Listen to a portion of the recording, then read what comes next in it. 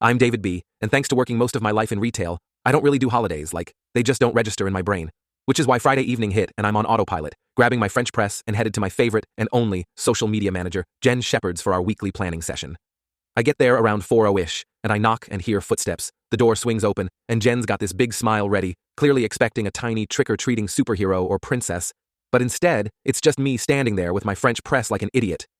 Her smile drops, her eyes go wide, and I'm frozen because she's standing there in a full Star Trek uniform. And it's not some Party City costume. I'm talking custom-fitted, convention quality, complete with the boots and everything. We just stare at each other. Finally, she goes, "David, I told you 3 times we canceled tonight." And I'm like, "I know, I'm sorry. Holidays don't stick in my brain," and I stop talking because I'm realizing what I'm looking at. Jen, are you in a Star Trek uniform? Her face goes completely red and she tries to pull me inside, muttering something about how it's Halloween and people dress up. But I can tell it is a big deal to her. And instead of doing my usual thing like making it a metaphor, turning it into content, I just go, "This is really cool." She stops, looks at me like she's trying to figure out if I'm messing with her. And I'm like, "No, seriously? You're into this?" And she just softens, tells me she's been cosplaying for years, has a whole community. It's her thing that has nothing to do with me or the business. And I realize I'm actually jealous. Everything in my life is the brand. I don't have a thing that's just mine anymore. Her face does this thing it never does, like she's actually seeing me and not just David B., the implementation partner.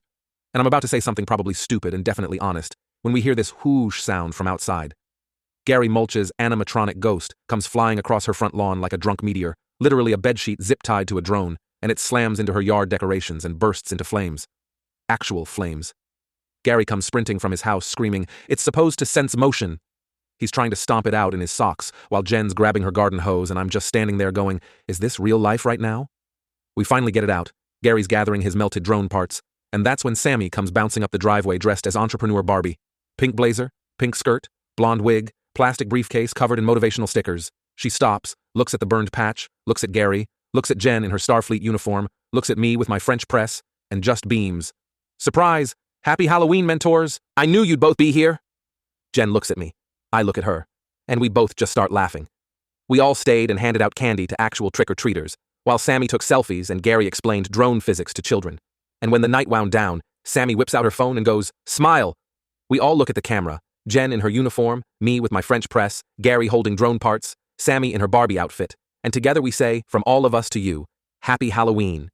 Because sometimes the best nights are the ones you weren't supposed to show up for. Happy Halloween from all of us, and follow today because we have no idea what's happening next either.